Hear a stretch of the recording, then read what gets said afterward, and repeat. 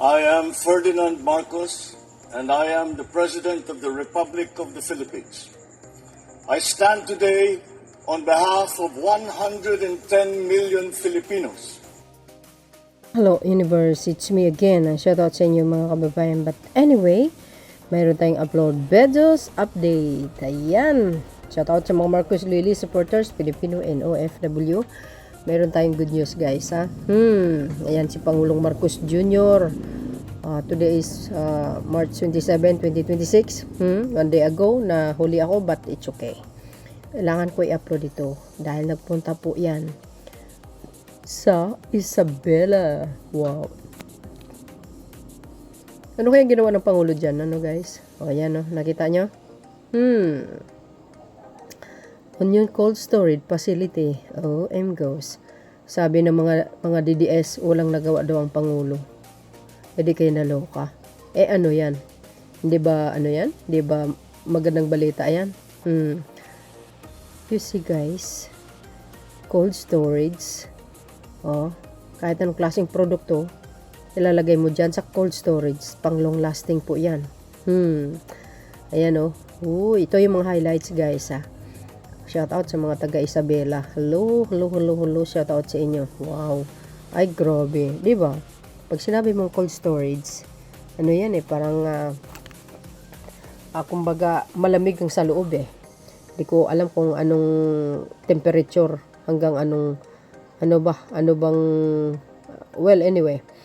Pag sinabi mo kasing cold storage, guys, siyempre pagtambakan ng mga produkto yan para hindi masira agad, hindi mabubulok kasi malamig yan sa loob. Ayan tulad ng palay.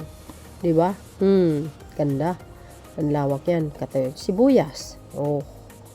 'Di ba? At least pag nag-anik ka kaagad, hindi mo tawag dito, hindi ka agad mabulok-bulok after 3 days or 1 week. Kasi nga may cold storage. Ayan po ay napaka-importante sa isang region or sa isang lugar.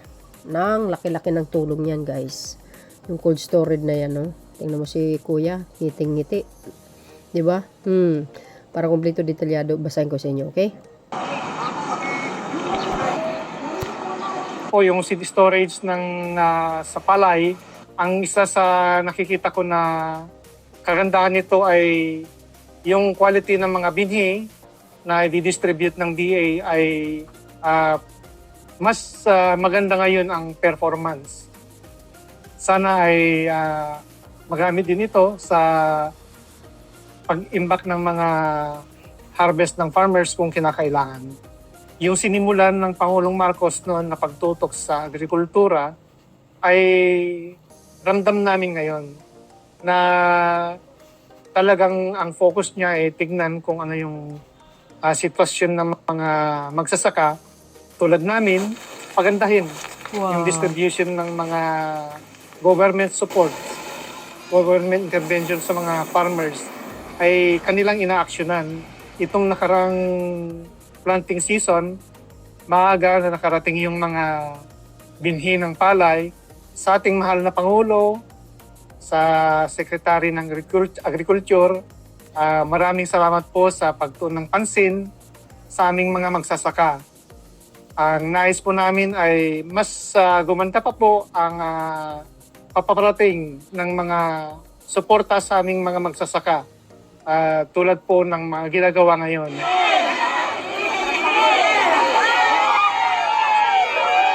Dati po, nahirapan po kami sa pagbebenta ng mga sibuyas. Ala po kami, kasi pagka halimbawa, mababa po ang presyo ng sibuyas, wala kaming mapag-istakan.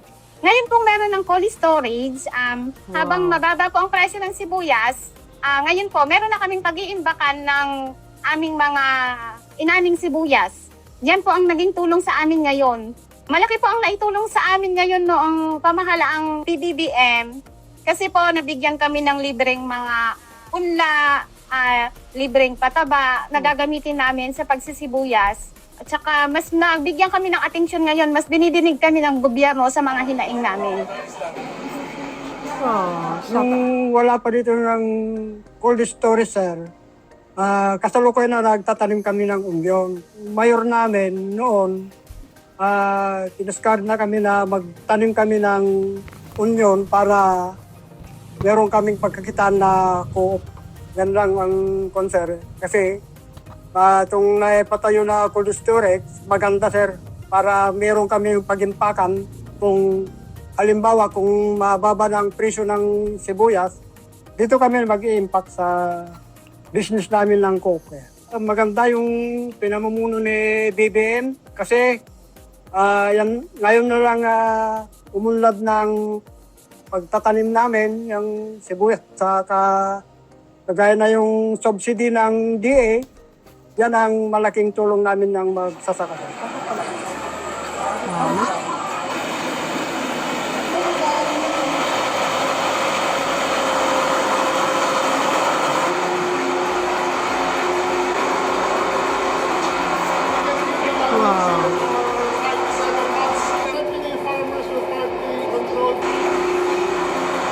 Ang pangunahing pong rason kung bakit magpapatayo po tayo ng onion cold storage, hindi lamang po dito sa Isabela, kundi sa iba't ibang parte pa ng Region 2, ay para hindi po magkaroon ng losses. So yun po ang purpose, para hindi po masayang yung pong tagod ng ating mga magsaka na mababa po ang kanilang kita. Sa ngayon po ang ating farm gate price ay nasa 48 dito sa Region 2, 48 to 53. So, okay pa po yung presyo. At sana pag halimbawa, lalo pang dumami ang harvest sa iba't ibang parte ng Pilipinas, ay pwede pong makakuha pa po tayo ng mas maraming onion, no? Para ma-store po sa ating onion cold storage dito sa Ramon Isabela. Nabanggit po ng ating presidente na kailangan magpatay pa po tayo ng maraming cold storage. Kasi ito po yung sagot sa ating mga magsaka, no? Pag nagkakaroon po ng marami, masyado na sibuyas, ay meron pong facility na paglalagyan po nito upang hindi po masayang. At may tataon na after 3 months ay meron pong makukuha, magagamit ang ating mga kababayan at maganda po ang presyo.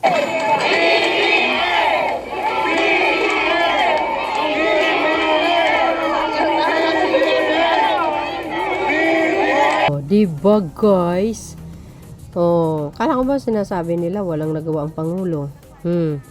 Siya lang nakakapag-isip ng ganyan guys. Dekada na. You see? Laki ng tuoy. Wow, grabe. Malamig yan po sa loob. Sabi sa inyo nakaraang video natin. Saan nagpunta ang Pangulo? Bataan ba yun guys? Dinalaw din ang cold storage dyan. Grabe, no? Dami kaya ito. Sa totoo lang. So, sa mga taga Isabela, shoutout po sa inyo. Wow. Yan ang Pangulo. Ganun dapat. Ang isang leader. Ang iniisip yung kapakanan ng mamayang Pilipino sa bawat region. Di ba? Lalo sa mga mahirap.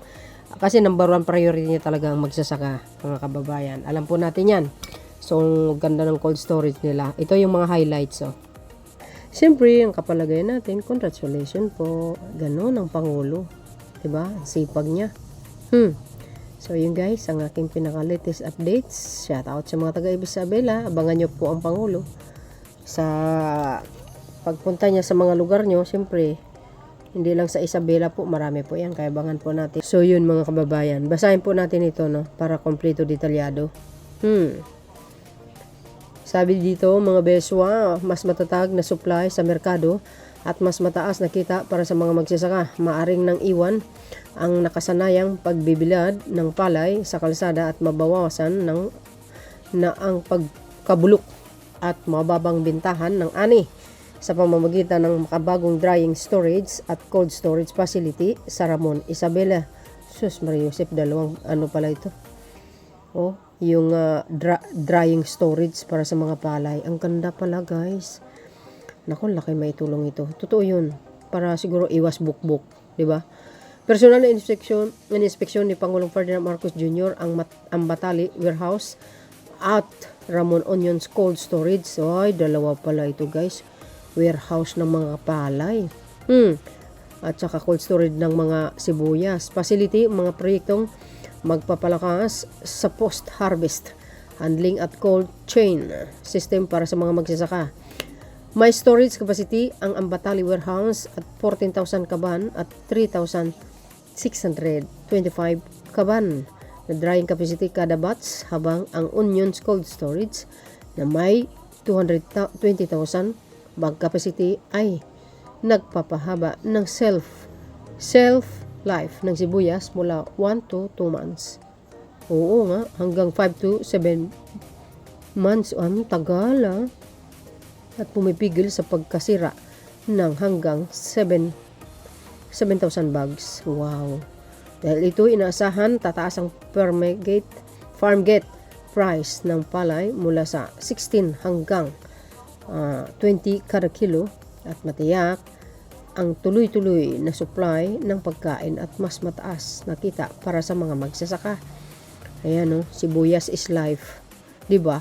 Pag walang sibuyas, hindi malasa yung tawag dito, yung ulam mo eh. At saka sibuyas, yan, ginagamit din sa mga burger.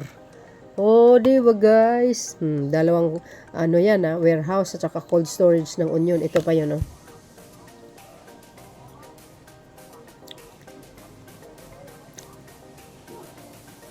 ayan, di ba? Ito yung warehouse ng mga palay, guys. Tingnan nyo. Basahin ko lang para makita natin. Sabi dito, sa bagong Ambatali warehouse with multi-purpose drying pavement sa Ramon Isabela, mas napapangalagaan ang kalidad ng ani, nababawasan ang post-harvest losses at tumataas ng kita ng mga magsasaka. May kapasidad itong magpatayo ng 3,625 kaban kada batch at mag-imbak ng hanggang 14,000 kaban, kung saan makikinabang ang 2,290 household. 14 farmers, ang dami Cooperatives, inasahang tataas din ang farm gate price ng palay 16 hanggang 20 kada kilo. Personal, itong inspeksyon ni Pangulong Marcos Jr. bilang bahagi ng patuloy na pagpapalakas ng post-harvest support para sa mga magsasaka. Wow, tapos mayroon silang pagbiladan, galing, yan, maganda. Ito yung mga highlights, nakita naman natin yan, guys, inuulit ko lang. Wow, ito pala yun, So yun mga kababayan, ang aking pinaka-latest update. Thank you guys for watching. See you again on my next upload. Bye bye and babush. God bless Philippines. Follow me and likes, guys. Bye everyone.